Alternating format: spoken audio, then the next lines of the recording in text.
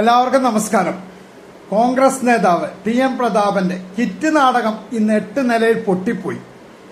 വാടാനപ്പള്ളിയിലെ ഒരു സൂപ്പർ മാർക്കറ്റിന്റെ മുന്നിൽ ഇന്ന് രാവിലെ തന്നെ ടി.എം. പ്രതാപനും കുറെ കോൺഗ്രസ്സുകാരൊക്കെ എത്തി.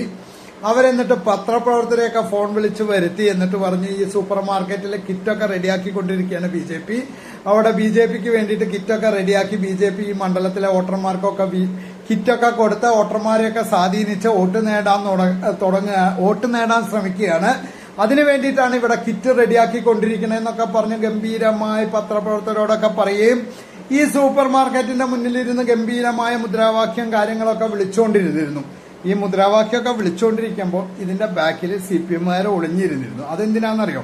ഞങ്ങാണെങ്കിൽ ഈ പ്രതാപം പറയണ പോലെ ഇതൊക്കെ നേരാണ്, BJP-കാർ ഇവിടെ കിറ്റൊക്കെ റെഡിയാക്കിക്കൊണ്ടിരിക്കുകയാണ്, ഇതൊക്കെ പോലീസുകാരും മറ്റും വന്ന് പിടിച്ചു കഴിഞ്ഞാൽ അതിന്റെ ക്രെഡിറ്റ് പ്രതാപൻ ഒറ്റയ്ക്ക് എടുക്കണ്ട, തങ്ങളും കൂടി ഇതിൽ ഉണ്ട് അറിയിക്കാൻ വേണ്ടിയിട്ട് ഇവരവിടെ ഒളിച്ചിരിക്കുകയാണ്. ഈ സംഭവമൊക്കെ നേരാണെങ്കിൽ ഇവർക്കും കൂടി ഇതിലേക്ക് ഇടപെടാലോ എന്ന് ഓർത്തുകൊണ്ട് അവിടെ ഒളിച്ചിരിക്കുകയാണ്. പക്ഷെ സംഭവം നാടകമൊക്കെ ചീറ്റിപ്പോയോടുകൂടി CPM-കാരും LDF-കാരൊന്നും അതിന്റെ ചിത്രത്തിലേക്ക് അധികം വന്നില്ല. അവർ വേഗം വലിഞ്ഞു അവിടെ നിന്ന്.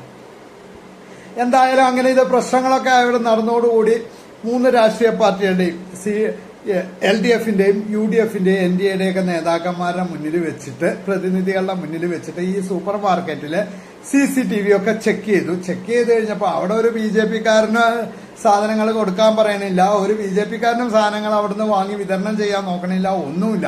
ഇവരിത് ചെയ്തിരുന്നതെന്ന് പറഞ്ഞാൽ വിഷുവിന് വേണ്ടിയിട്ടുള്ള സാധനങ്ങൾ പാക്ക് ചെയ്യണതായിരുന്നു. കാരണം ഇന്ന് 5-ാം തീയതി 15-ാം തീയതിയാണ് വിഷു. അപ്പൊ ഒരു 12-ാം തീയതിയോടനുബന്ധിച്ച് തന്നെ വീട്ടുകാരൊക്കെ സാധനങ്ങളൊക്കെ വാങ്ങാൻ തുടങ്ങില്ല. അതിന് വിതരണം ചെയ്യാനുള്ള സാധനങ്ങളൊക്കെ ആയിരുന്നു ഇവര് പാക്ക് ചെയ്തുകൊണ്ടിരുന്നത്. അതാണ് ഈ ടി.എം. പ്രതാപനും ഒക്കെ വന്നിട്ട് എന്താ പറയാ, BJP-കാര് വോട്ട് പിടിക്കാൻ വേണ്ടി, വോട്ട് സ്വാധീനിക്കാൻ വേണ്ടിയിട്ടൊക്കെ ജനങ്ങൾക്ക് കൊടുക്കാനുള്ള കിറ്റാണ് ഇതിന്റെ ഉള്ളില് റെഡിയാക്കി കൊണ്ടിരിക്കണേന്നൊക്കെ പറഞ്ഞുകൊണ്ട് ഇവിടെ നാടകം കളിച്ചത്.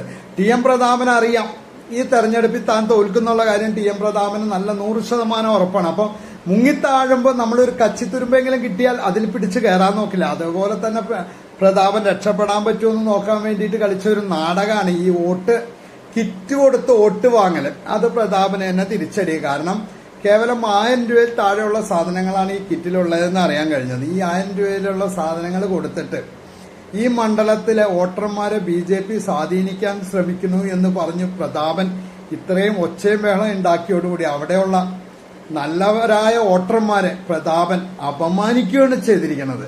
കേവലം 1000 രൂപയിൽ താഴെയുള്ള സാധനങ്ങൾ കൊടുത്ത് ഈ വോട്ടർമാരെ സ്വാധീനിക്കാൻ പറ്റുമെന്ന് പ്രതാപൻ പറഞ്ഞ് ചാനലുകളുടെ മുന്നിലും മറ്റും പറഞ്ഞ ആ വോട്ടർമാരെ അവിടെ അപമാനിക്കുകയാണ് ചെയ്തിരിക്കുന്നത്. അത് പ്രതാപൻ എന്തായാലും ശരി ബൂമറാങ് പോലെ തിരിച്ചടിക്കുന്നുള്ള കാര്യം 100-110% ഉറപ്പായിരിക്കണം.